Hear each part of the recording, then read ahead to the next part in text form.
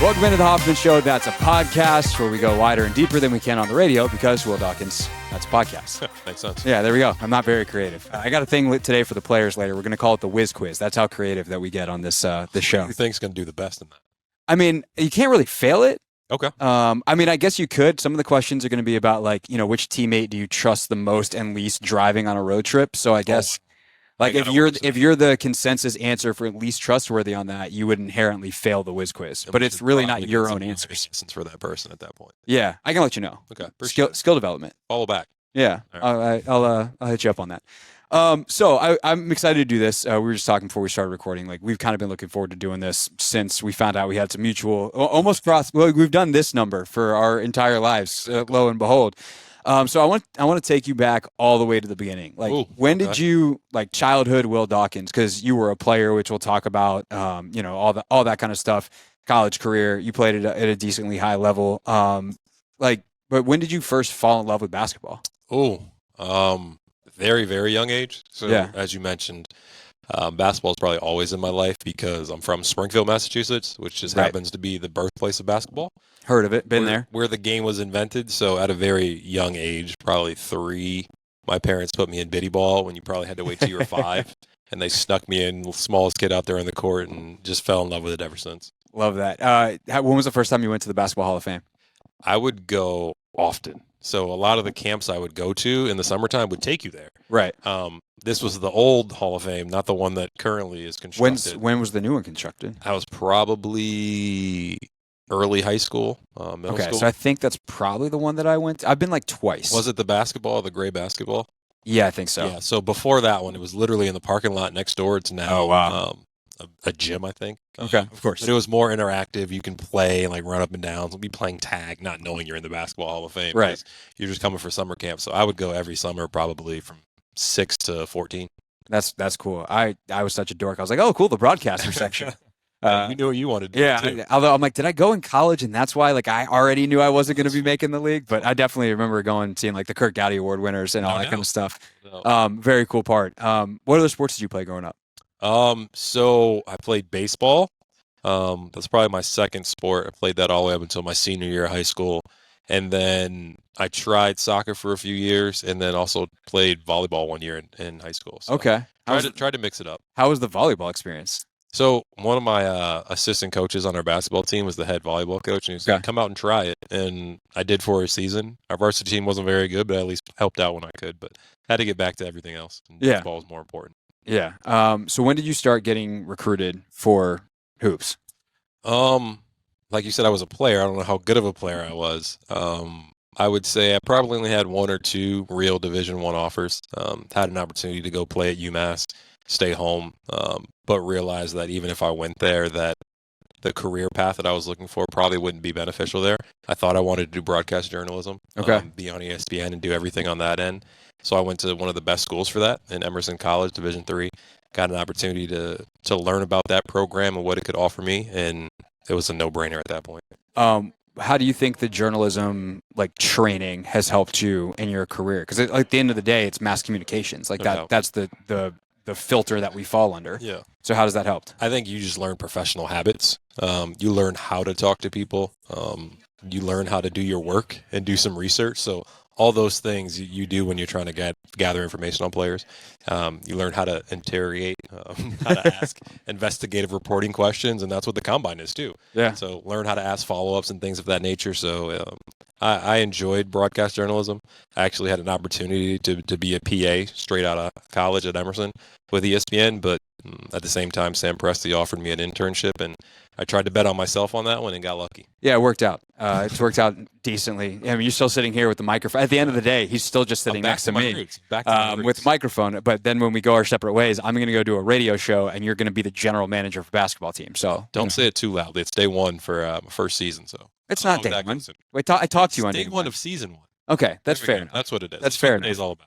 So take me back to the other part, because the joke with Emerson for us when we met back on actual day 1 was, like, I actually toured Emerson and thought about going there for broadcast back in the day. But the other, like, crisscross was you have South Carolina roots as well. It's your dad, right? Yes, my dad. So my dad and his family's from Cowpen, South Carolina. Yep. tiny You town. said that way too formally. More like Cowpens. Cowpens, South Carolina. It had like one stop sign, maybe one street light when I was growing up. It's evolved a little bit now. But my dad and a lot of his family are still down there. Spent a lot of time in Spartanburg and kind of evolved into the bigger city down there. Yeah. But a lot of family down there, a lot of support, and love South Carolina just as much as Massachusetts. So I always thought it was beneficial for me growing up, especially going into like the broadcast field where you do talk to so many people, you know, and that's Yes. obviously something for you too, that like you're going to meet players, personnel, coaches, whatever, Yeah. from all over the country. Yeah. I always found it was beneficial that like my family moved from New York. Most of it stayed up there. We moved down to Greenville in South Yeah. Carolina, and kind of having the different perspectives. I've lived in Dallas, lived in other places, you Been a know. while. Yeah. I mean, and I even traveled to Oklahoma City a couple times from Dallas. So It's worth it. there you go. Yeah, no, it's a great little town. That's not so little anymore either. No, evolving. Yeah, you can see the evolution up close. Great. But like, how did that, you know, that kind of diversity in your background help Yeah. you as you got into your career? I don't think you realize it when you're going through it. But I definitely wasn't as worldly as I am now. I've been fortunate to travel and find players everywhere. But I would say even when I was going through elementary school and middle school, I bounced around a lot in Massachusetts, and that gave you an opportunity to just find different friend groups. The diversity at one school wasn't the same at the next school, wasn't the same at the next. So it taught you about cultures and bonding and getting in where you fit in and understanding that all walks of life matter. Everyone matters, and Yeah. you need to be able to have a conversation and be in a room where it might be players, it might be owners, it might be fans, but basically be yourself in all those situations. And I learned that at an early age. So when you are bouncing around, at some point you're like, okay, I'm pretty good at this basketball thing. Yeah, you see that college might be in the future, but also it seems like you also realize at some point in there, like it's also gonna have a ceiling. I'm not Yes. going to the league. Yes. So when did that realization happen that's for you? painful. That's I know. painful. Hey, it That's what happened we're for bringing me really early. That's what we're bringing up. I would say like any kid, you Yeah. think you're going to be in the NBA. I had a good run in high school, won a state championship, Mass Player of the Year, all that other fun jazz that come with I that. didn't make it out of 7th grade, bro. Like you're killing me. So all that came with that, but just your physique, your body. It was more my IQ that allowed me to be successful Yeah. at that end. And at that point, you realize that Division III, good school, what I want to do, be around good people, learn from Hank Smith, who had started a pipeline before I even got there of just making guys better, developing them, maximize themselves in whatever they went off to do, and just happened to have a couple people that were starting their culture or their career in basketball. And I was like, hey, there might be something other than just playing. Right. So I would say right around that, I made that decision where I should say I realized the decision was made for me. Right. That playing professionally in the NBA anyway wasn't in my cards, and I didn't want to chase anything overseas. Yeah. I mean, I think that there is something beneficial though to like having that realization, you know, sooner rather than later. No doubt. If it's going to be like, you know, obviously if you decide too soon, then you're like, oh crap, did I leave something on the table? But like if you're right about it, Yeah. because you can kind of go like, all right, I know I love sports. No I want to stay in sports. How do I stay in sports? And you start to explore those other things. All right, now that I've properly buttered you up as a good player, we've established you got some credentials. A week ago today, you're playing in the media game. Yes. And there's one particular stretch of that game where you sprint off the bench. Wes Hall summons you off the bench. You sprint as fast as you can down. You're trying to cherry pick a layup. They don't hit you. Yeah. And then you just stood on the block for about 4 possessions as the game went up and down. And I know Is there video of this to verify what you're saying? in right my now? head, Just and checking. I happened to be standing next to Wes Unseld Jr. as this was happening. And you know, I know the words this year are competitiveness and joy, and I Yes. just was wondering, were you having a good time in that moment as you stood on the block? Had a tremendous time in that game, meeting everyone and playing. My thing was, I was told it's going to be like a celebrity game. Mm-hmm. Like just go out, have fun, cheer the ball, like good graces of everybody. So Yeah. at that point, you can kind of pick and choose what you want to do. Yeah. Everyone got real competitive really quickly, started stealing inbounds passes. And at that point, I adjusted.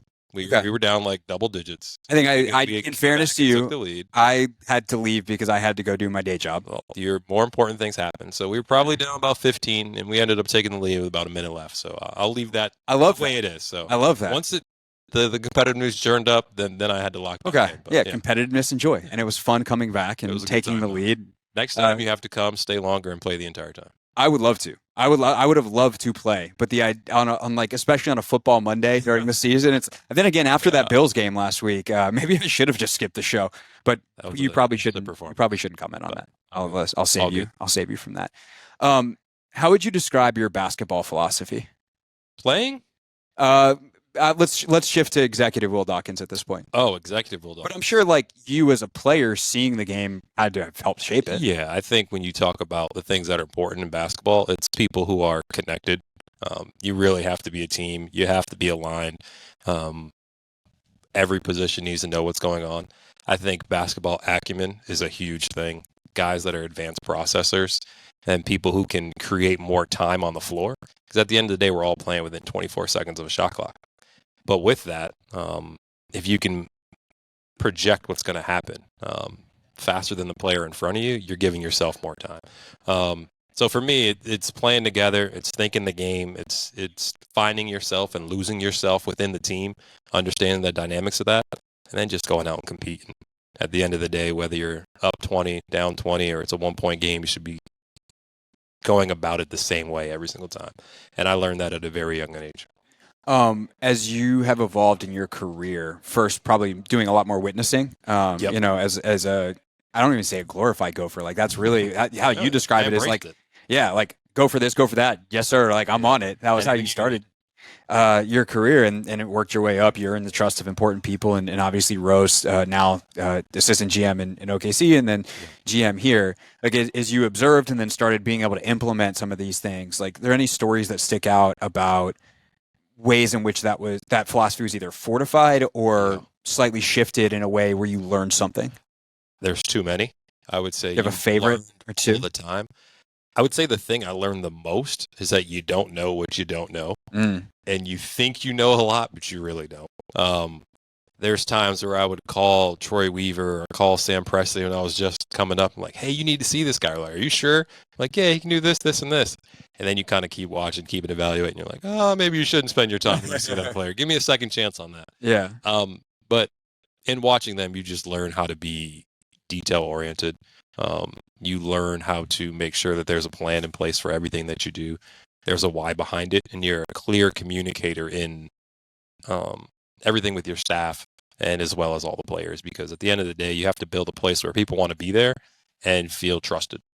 So I'm constantly in this job, like workshopping what it is that makes a great team, that makes great players across sports, right? Yeah. Like obviously basketball, certain characteristics, like if you have a bunch of good shooters, it's going to help your cause. Help you on one end. Yeah. That's yeah. for sure. Well, that's also true. Like I think the importance of defensive play is something that's actually incredibly underrated in media narrative about this sport. But I think there's like when I think of it from a front office standpoint, there is the idea that some people are just, they're such great scouts. And I'm like, are they great scouts? Certainly there's some, but there's also, they get under certain coaches and those coaches are great teachers. Or there's certain things that go beyond the baseline physical that in that scouting process are consistently found by a Sam Presti or, you know, the rest of what you guys did in Oklahoma City, why that franchise has continued to be able to build a certain way. So, you know, not that you're going to give away all your trade secrets here, but like, what are some of the things that you think maybe are not weighted heavily enough in team building, and whether that's the teaching, whether that's a certain scouting attribute, what are those things? It's interesting you asked that because we recently took our scouts on a retreat. One, just to learn each other. We really had to grow. We hadn't been a connected group for too long. So you get those experiences and can rely back on those during hard times.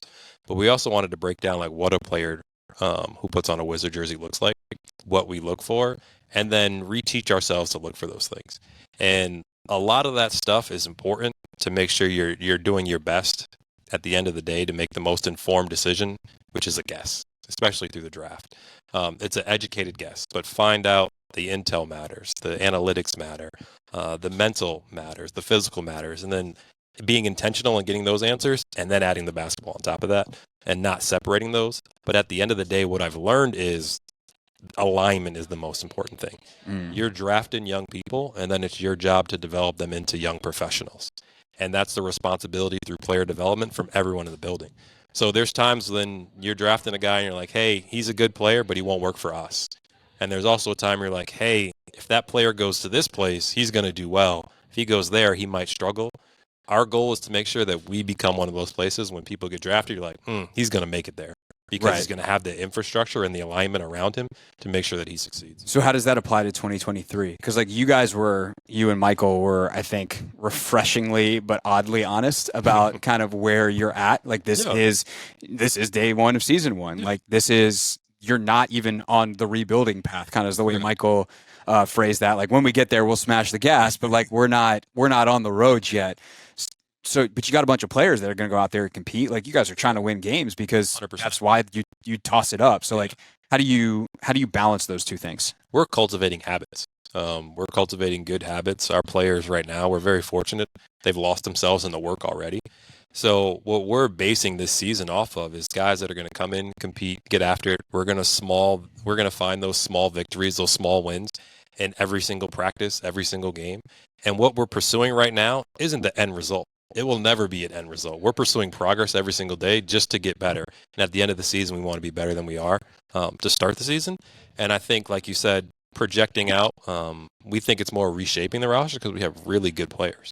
Yeah. We have guys that are established as winners. We're guys that are established as offensive players, guys who have been established as defensive players. And most of the guys are going like this. So we don't put limitations on our guys. We don't put limitations on our young guys, our rookies either. So we're going to go out there and compete. We're not asking anyone to lose a basketball game. We want to go win basketball games, but we want to do it the right way. We want to develop people, want to innovate, do some things differently that hopefully we can stumble upon and be like, oh, I want to play like the Wizards moving forward. How do you work with Wes to create a style? Like when the habits and the identity is being set so much from the top about like, this is what we want to be over the long term. Mm-hmm. How do you work with the coach who's managing the day to day to make sure that stylistically, one of my favorite Wes phrases is shot diet, like the shot diet, your defensive principles or whatever, that you guys feel is appropriate for you to have your hands in. How do you work with that and balance that front office and coaching stuff? Yeah. When you say at the top, Wes is included. Like he is at the top with us. We don't get into style of play and how the team should look and minutes and all that other stuff. Like he's coaching the team. He has full autonomy to coach the team. He's done a tremendous job of adding to his staff this summer. He had some vacancies and filled them with more open-minded guys who are built in, rooted in development, and will push the group towards a style of basketball that we think is more efficient. And also will be more competitive. So we talk every day. We text every day. The big keys that we're going to force and implement and push on our guys will be more about them as professionals, and the day-to-day stuff on the basketball court, he's got that. So when we talked in the spring, you talked about, we were obviously asked you about Brad and asked you about KP and all those guys. And, it's like, all right, how do you go about thinking about the future of this team, the future of this roster, and those guys meaning so much and being stars? And you gave a really pointed answer of like, you got to decide whether or not you can go forward together. And correct. Ultimately, obviously, we know what happened. So how quickly were you guys able to put in the work to arrive at that point? Like, obviously, you got to work immediately, but how quickly do you get to that? And then, how do you engage all the parties necessary to pull off something as significant as that trade was? I know it happened 3 months ago, but it feels like 3 years ago with everything we've done. Yeah. That day one that you speak of when we spoke, it was about assessing players, staff, everyone in the building, protocols, things we've done, find out what works, what doesn't work, what do you want to keep, what do you want to improve. And I think when we sat down with each of the players and explained the vision for them, explained the vision for the organization, and we want to be a team that's competitive, not just once in the playoffs, out of the playoffs, not get lucky. We want to build a sustained team of a contender that has 4 or 5 years of run in them. And we looked at what we had in place at the time, and it just didn't make sense to keep it the way it was. We were going to break away from mediocrity. We had the ability to do that, and we had honest conversations with everyone involved. And those players were awesome. Their representation was awesome. We hope that they're in situations that they feel are best for them and their family right now. And with them leaving and departing, I think it opened up a freshness, a new opportunity for a lot of people in this locker room who this summer have really ripped at it and embraced that, and we'll see that on the court. So to then tie that kind of the whole conversation together about basketball philosophy, roster building, all that kind of stuff, how important is it now with Brad? And I'm not saying this is a shot at Brad, just to be extremely clear, but with him gone, and he was a guy that was 10-year, he was the face of the franchise, all that kind of stuff. You guys are now reestablishing a core and who is the face of the Wizards and all that kind of stuff. how important is it to have players in the locker room that embody the culture, that embody that stuff that you envision being here for the long term? And how quickly is it, or how important is it to get at least one or two of those guys quickly in place? Yeah, I don't think anything with us, you'll use the word quick. We're going to be patient. We're not going to skip steps in anything that we do. Just to touch on Brad, like Brad had a lot of the core characteristics we were looking for. The timelines just didn't make the most sense. So for us, we have a lot of those guys in the locker room right now, and they're helping to push and create what that new culture for the Wizards will look like. We've hit them direct. They understood. We've talked to the coaches as well. They understand. And I think you'll see throughout the year the joy, the competitiveness returning, the professionalism, not just on the court, but when we land in a city, when we get on the bus, how we treat people when we walk into hotel rooms, like the classiness of the Wizards organization, we're going to level up everything. Do you have like seminars and stuff that you give the players on that stuff? Seminars, no. They can't call it that because their attention span isn't as long as mine is at certain times. Yeah. They're definitely not lectures. They're conversations. Yeah. They're two-way conversations, and we have a good amount of those. So how do you define success in 2023? I think the small wins. One, you got to identify them. We got to teach people how to look for small wins. Then you got to highlight them, put them in front of the players, put them in front of the fans, put them in front of the entire team. And then you have to embrace them and really celebrate those. So whether we win, whether we lose, there's going to be small wins in between everything that we do. And it could be that the guy was in the right position at the right time, but we didn't finish the play, or Gaff came up and changed the screening angle and we created something and found something new that we can use the next game, or a young player throw the pass away, but it was the right pass. 3 games later, he makes that right pass on time, he makes the shot. So celebrating the growth, and we'll have a lot of analytics, a lot of metrics that will be internal, that will be falling, both individually and with the team. And at the end of the day, if we're better each week, better each month, I'm okay with that. Can I send you a message of some kind? We'll go through PR or whatever. Official statement based off the analytics, return with like a thumbs up, a thumbs middle, thumbs down, how we're doing. We get a measurement throughout the year. We can figure that out. All right. Emoji? Yeah, I was thinking about emoji. I was like, is that too corny? Like, do we get like if it's a line face, it's like, okay, we got to, they're working on it, but happy face. I think a lot of the stuff won't be realized in the moment. Yeah. You'll realize it 2-3 games later, or you'll look at the numbers. A lot of the analytics would be like, hey, here are our metrics. This is what we're looking for each night. But every night you're not going to hit the bar. But we'll have a last 5 metric, last 5 games. We'll have a last 10, and then break the season down from there. Like, hey, the last 10 games, we haven't been doing this, but if you look at the last 5, we're really turning it around. Let's keep it going for the next 5. Media-friendly digestion, analytics and emojis. Bit by bit. That's where we go. Will Dawkins, thank you, sir. Hey, thank you. Appreciate everything. Thank you.